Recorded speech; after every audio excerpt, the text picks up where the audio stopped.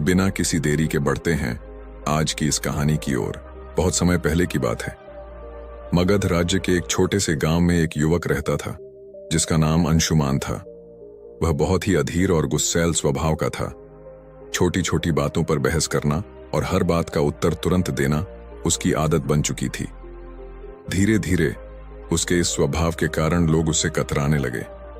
अंशुमान खुद भी इस बात को महसूस करता था कि उसका स्वभाव उसके जीवन में शांति और खुशियां लाने के बजाय तनाव और अकेलापन बढ़ा रहा है। लेकिन वह समझ नहीं पा रहा था कि उसे इस स्थिति से कैसे बाहर निकलना चाहिए। एक दिन उसने सुना कि पास के जंगल में भगवान बुद्ध का प्रवचन हो रहा है। बुद्ध के बारे में उसने बहुत कुछ सुन रखा था। उनकी करुणा, उनका ज्ञान और उनके द्वारा दी गई जीवन की शिक्षाएं। यह सुनकर अंशुमान ने सोचा, शायद मुझे मेरे सवालों के जवाब वहां मिल जाएं। वह जल्दी ही प्रवचन स्थल पर पहुंचा। वहां बड़ी भीड़ जमा थी। बुद्ध अपने सरल और स्पष्ट शब्दों में जीवन की गहराइयों को समझा रहे थे। उसी समय बुद्ध ने सभा को संबोधित करते हुए कहा, यदि तुम अपने जीवन में सच्चा बदलाव लाना चाहते हो तो 10 जगहों पर चुप रहना सीखो। यह सुनकर अंशुमान को कुछ आशा की किरण दिखी। प्रवचन समाप्त होने के बाद वह बुद्ध के पास गया और उनके चरणों में झुककर बोला, भगवान, आपने कहा कि बदलाव लाने के लिए 10 जगहों पर चुप रहना चाहिए। कृपया मुझे विस्तार से समझाइए कि ये 10 जगहें कौन सी हैं और मैं उन्हें अपने जीवन में कैसे अपना सकता हूं। बुद्ध मुस्कुराए और बोले, यह जानने के लिए तुम्हें धैर्य, अनुशासन और आत्मनिरीक्षण की आवश्यकता होगी। अगर तुम इन शिक्षाओं को अपनाने के लिए तैयार हो तो मेरे साथ चलो। अंशुमान ने सहमति जताई और इस तरह उसकी यात्रा शुरू हुई। पहला स्थान, जब कोई तुम्हारी आलोचना करे। बुद्ध ने अंशुमान को पहले स्थान की शिक्षा दी।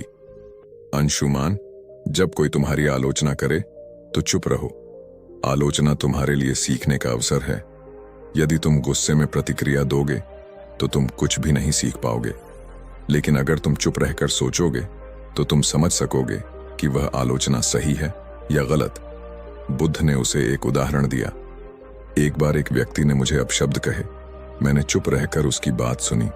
जब वह थक गया तो मैंने उससे पूछा, अगर तुम किसी को उपहार दो और वह उसे न ले तो वह उपहार किसके पास रहेगा? वह बोला, मेरे पास। मैंने कहा, तुम्हारे ये शब्द भी तुम्हारे पास ही रहेंगे क्योंकि मैंने इन्हें स्वीकार नहीं किया। अंशुमान ने इसे अपने जीवन में अपनाने का निर्णय लिया। शुरुआत में यह कठिन था, लेकिन धीरे धीरे उसने महसूस किया कि आलोचना सुनने के बाद चुप रहने से वह आत्मनिरीक्षण कर पाता है। दूसरा स्थान, जब कोई तुमसे बहस करे। कुछ दिन बाद बुद्ध ने अंशुमान को दूसरे स्थान पर चुप रहने का महत्व समझाया। जब कोई तुमसे बहस करे तो चुप रहो। बहस में सच नहीं बल्कि अहंकार की जीत होती है। यदि तुम चुप रहोगे तो तुम स्थिति को बेहतर समझ सकोगे और सही निर्णय ले सकोगे। बुद्ध ने एक किसान की कहानी सुनाई। 2 किसान अपनी जमीन के छोटे से टुकड़े को लेकर झगड़ रहे थे। दोनों का मानना था कि वह जमीन उनकी है। जब मैंने उनसे पूछा कि क्या उन्होंने जमीन अपने साथ लाई थी जब वे जन्मे थे या क्या वे इसे अपने साथ ले जाएंगे जब वे मरेंगे, तो वे चुप हो गए। इस शिक्षा ने अंशुमान को सिखाया कि बहस में पड़ने से बेहतर है चुप रहकर समाधान की ओर बढ़ा जाए। तीसरा स्थान, जब कोई गुस्से में हो। बुद्ध ने अंशुमान से कहा, गुस्सा आग की तरह है। यदि तुम इसमें घी डालोगे तो यह और भड़क जाएगा। इसलिए जब कोई गुस्से में हो तो चुप रहो। उसकी गुस्से की ऊर्जा खत्म हो जाएगी। इसके लिए उन्होंने एक कहानी सुनाई। एक राजा ने अपने मंत्री को गुस्से में फांसी की सजा सुनाई। मंत्री ने कुछ नहीं कहा। अगले दिन राजा को पछतावा हुआ और उसने मंत्री को माफ कर दिया। अगर मंत्री उस समय राजा से बहस करता तो शायद उसकी जान चली जाती। अंशुमान ने इसे भी अपने जीवन में अपनाया। चौथा स्थान, जब तुम दुखी हो। एक दिन अंशुमान को किसी बात पर गहरा दुख हुआ। उसने बुद्ध से कहा, भगवान, मैं इस पीड़ा को सहन नहीं कर पा रहा। बुद्ध ने कहा, जब तुम दुखी हो तो चुप रहो। दुख तुम्हारे भीतर के बदलाव का द्वार हो सकता है। चुप्पी में तुम्हें अपने प्रश्नों के उत्तर मिल सकते हैं। बुद्ध ने उसे यह भी बताया कि दुख तुम्हें मजबूत बनाता है, बशर्ते तुम उसे समझने की कोशिश करो। 5वां स्थान, जब कोई तुम्हें उकसाए। बुद्ध ने अंशुमान से कहा, जब कोई तुम्हें जानबूझकर उकसाए तो चुप रहना ही सबसे बड़ा उत्तर है। यह तुम्हारी शक्ति और धैर्य को दर्शाता है। उन्होंने एक साधु की कहानी सुनाई। एक बार एक साधु को गांव के लोग परेशान करते थे, लेकिन वह साधु हमेशा शांत रहता था। धीरे धीरे गांव वालों ने उसे तंग करना छोड़ दिया। उनकी चुप्पी ने उन्हें बदल दिया। 6ठा स्थान, जब तुम्हें दूसरों की मदद न करनी हो। बुद्ध ने समझाया, हर जगह मदद करने की जरूरत नहीं होती। जब कोई तुम्हारी राय न मांगे तो चुप रहना बेहतर है। यह शिक्षा अंशुमान के लिए बहुत उपयोगी साबित हुई। 7वां स्थान, जब तुम्हें अपने ज्ञान पर घमंड हो। बुद्ध ने कहा, ज्ञान विनम्रता का आभूषण है। यदि तुम अपने ज्ञान का प्रदर्शन करोगे तो वह खोखला हो जाएगा। 8वां स्थान, जब कोई सत्य सुनने को तैयार न हो। बुद्ध ने अंशुमान से कहा, सत्य का मूल्य तब तक नहीं होता जब तक उसे स्वीकार करने वाला तैयार न हो। ऐसे में तुम्हारे शब्द व्यर्थ होंगे और तुम केवल अपना समय और ऊर्जा खो दोगे। फिर उन्होंने विस्तार से बताया, जब तुम किसी को सत्य बताने की कोशिश करोगे लेकिन वह अपने भ्रम या अहंकार में डूबा होगा तो तुम्हारे शब्द उसे असहज कर देंगे। ऐसे समय में चुप रहना ही सबसे बड़ा उपाय है। सत्य का बीज तभी फलेगा जब जमीन तैयार हो। बुद्ध ने अंशुमान को एक कहानी सुनाई। एक राजा के दरबार में एक साधु आया और कहा, राजन, तुम्हारे निर्णय गलत हैं। राजा को यह सुनकर गुस्सा आ गया और उसने साधु को दरबार से बाहर फेंकने का आदेश दिया। साधु ने जाते जाते कहा, सत्य कहने का समय अभी नहीं आया। जब तुम्हारा मन इसे समझने के लिए तैयार होगा तब मैं लौटूंगा। वर्षों बाद राजा ने अपनी गलतियों से सीख ली और साधु को फिर से बुलाया। इस बार राजा ने न केवल साधु की बात सुनी बल्कि उसे अपने जीवन का मार्गदर्शक भी बनाया। बुद्ध ने अंशुमान को समझाया, सत्य का प्रभाव तभी होता है जब सुनने वाला उसे ग्रहण करने के लिए तैयार हो। 9वां स्थान, जब परिस्थितियां तुम्हारे नियंत्रण में न हो। बुद्ध ने कहा, जीवन में कई बार ऐसी स्थितियां आती हैं जिन्हें तुम बदल नहीं सकते। उन पर क्रोधित या व्याकुल होकर तुम केवल अपनी शांति को खोओगे। ऐसे समय में चुप रहना ही सबसे बुद्धिमानी है। उन्होंने समझाया, चुप रहना कोई कमजोरी नहीं बल्कि धैर्य और संतुलन का प्रतीक है। जब परिस्थिति तुम्हारे बस में नहीं हो तो उसे स्वीकार करो और शांत रहो। यही मानसिक शक्ति का आधार है। बुद्ध ने एक घटना का जिक्र किया। एक बार एक किसान ने बुद्ध से पूछा, मेरा खेत सूखा पड़ा है, बारिश नहीं हो रही, मैं क्या करूं? बुद्ध ने उत्तर दिया, तुम बारिश नहीं बदल सकते, लेकिन तुम अपनी मेहनत को दिशा दे सकते हो। चुप रहो और अपने खेत के लिए वैकल्पिक उपाय खोजो। शांति से सोचो और समाधान खुद आ जाएगा। किसान ने यही किया और जल्द ही उसकी समस्या हल हो गई। बुद्ध ने कहा, जब परिस्थितियां तुम्हारे नियंत्रण में न हो तो चुप रहकर धैर्य और समाधान की दिशा में काम करना ही तुम्हारी सबसे बड़ी ताकत है। 10वां स्थान, जब तुम्हारा दिल भर जाए।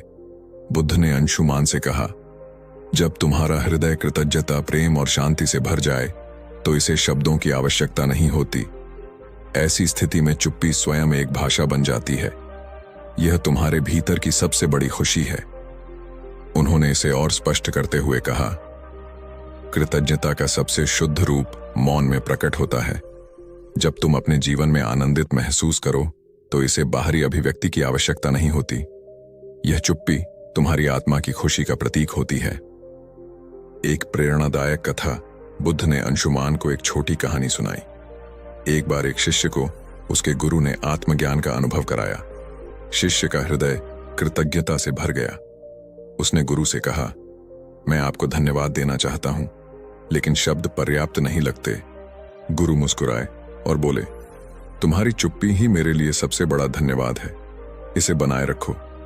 बुद्ध ने समझाया, जब दिल भर जाए तो शब्दों की आवश्यकता नहीं होती। मौन तुम्हारी सबसे बड़ी अभिव्यक्ति है। अंशुमान ने जब बुद्ध से 10 जगहों पर चुप रहने का ज्ञान लिया तो बुद्ध ने उसे तुरंत अभ्यास में डालने का निर्णय लिया। उन्होंने कहा, ज्ञान का मूल्य तभी है जब इसे जीवन में लागू किया जाए। मैं तुम्हें कुछ परीक्षाओं से गुजरने का अवसर दूंगा। इन परीक्षाओं से तुम सीखोगे कि चुप्पी वास्तव में तुम्हें कितना बदल सकती है। अंशुमान ने सहमति दी और बुद्ध के मार्गदर्शन में अपने जीवन के इस नए अध्याय की शुरुआत की। बुद्ध ने अंशुमान को एक गांव भेजा जहां लोगों को उसकी पुरानी आदतों के बारे में बताया गया। जैसे ही अंशुमान वहां पहुंचा, लोगों ने उसे बुरा भला कहना शुरू कर दिया। गांव वालों ने कहा, तुम्हारे जैसे लोग कभी नहीं बदल सकते। तुम हमेशा दूसरों को दोष देते हो। तुम यहां क्यों आए हो? अंशुमान का स्वभाव था कि वह तुरंत जवाब दे और खुद को सही साबित करे, लेकिन इस बार उसने बुद्ध का बताया पहला स्थान याद किया। जब कोई तुम्हारी आलोचना करे तो चुप रहो। वह शांत खड़ा रहा। धीरे धीरे गांव वाले थक गए और उसकी चुप्पी देखकर हैरान हो गए। उन्होंने महसूस किया कि वह बदल चुका है। अंशुमान बुद्ध के पास लौटा और कहा, भगवान, चुप रहना कठिन था, लेकिन इससे मुझे एक नई ऊर्जा मिली। बुद्ध मुस्कुराए और बोले, यही पहला कदम है। अब अगली परीक्षा के लिए तैयार हो जाओ। दूसरी परीक्षा। जब कोई बहस करे, बुद्ध ने अंशुमान को एक व्यापारी के पास भेजा जो हमेशा अपने ग्राहकों से बहस करता रहता था। बुद्ध ने कहा, इस व्यापारी से कोई सवाल पूछो और जब वह बहस करे तो चुप रहो। अंशुमान व्यापारी के पास गया और पूछा, आपके सामान की कीमत इतनी अधिक क्यों है? व्यापारी तुरंत गुस्से में आ गया और बहस करने लगा, तुम्हें क्या पता कि मैं कितना मेहनत करता हूं? क्या तुम मेरे काम की कद्र नहीं करते? अंशुमान ने बुद्ध के दूसरे स्थान को याद किया। जब कोई बहस करे तो चुप रहो। वह शांत खड़ा रहा। उसकी चुप्पी ने व्यापारी को सोचने पर मजबूर कर दिया। उसने महसूस किया कि बहस का कोई अर्थ नहीं है। तीसरी परीक्षा। गुस्से का सामना करना। अब बुद्ध ने अंशुमान को एक ऐसे व्यक्ति के पास भेजा जो अपने गुस्से के लिए कुख्यात था। अंशुमान को उसके पास जाकर मदद मांगने को कहा। उस व्यक्ति ने गुस्से में कहा, तुम्हें मुझसे मदद चाहिए? तुम्हारी हिम्मत कैसे हुई?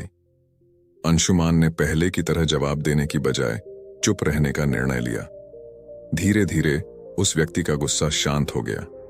उसने कहा, तुमने मुझे जवाब क्यों नहीं दिया? क्या तुम डरे हुए हो? अंशुमान ने कहा, मैं आपके गुस्से को नहीं बढ़ाना चाहता था। उस व्यक्ति ने महसूस किया कि चुप्पी में शक्ति है। चौथी परीक्षा। दुख का सामना करना। अगली परीक्षा में बुद्ध ने अंशुमान को एक विधवा स्त्री के पास भेजा जिसका इकलौता बेटा हाल ही में मृत्यु को प्राप्त हुआ था। वह स्त्री अपनी पीड़ा में किसी से बात नहीं करती थी।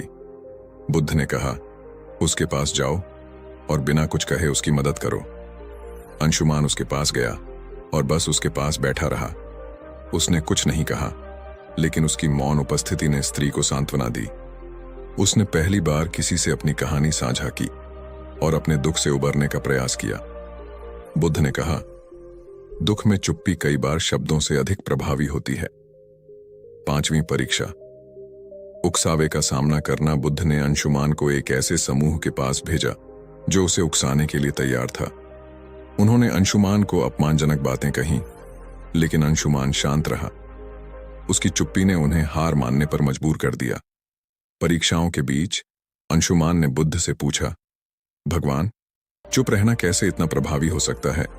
बुद्ध ने कहा, एक बार एक राजा ने एक साधु से पूछा, जीवन में सबसे बड़ी ताकत क्या है? साधु ने राजा को एक कटोरा पानी और तेल दिया। उसने कहा, पानी और तेल को मिलाओ। राजा ने कोशिश की, लेकिन तेल पानी में घुल नहीं पाया। साधु ने कहा, चुप्पी तेल की तरह है, इसे आपसे अलग नहीं किया जा सकता। जब तक तुम इसे संभालोगे, यह तुम्हारी सबसे बड़ी ताकत रहेगी। अंत की परीक्षा। जब दिल भर जाए, अंत में बुद्ध ने अंशुमान को खुद से एक और परीक्षा लेने को कहा। उन्होंने कहा, जब तुम्हारा दिल खुशी और कृतज्ञता से भर जाए, तब चुप्पी को अपनाओ। अंशुमान ने महसूस किया कि जब वह अपनी सभी परीक्षाओं में सफल हुआ तो उसका दिल शांति और आनंद से भर गया। उसने बुद्ध के चरणों में झुककर कहा, भगवान, मैं बदल चुका हूं। अब मैं जानता हूं कि चुप्पी ही सच्चा ज्ञान है। यह कहानी हमें सिखाती है कि चुप रहना केवल बोलने से बचना नहीं है, यह एक आंतरिक शांति और समझ का प्रतीक है। बुद्ध की यह शिक्षा हमें अपने जीवन के हर पहलू में संतुलन और शांति लाने का मार्ग दिखाती है।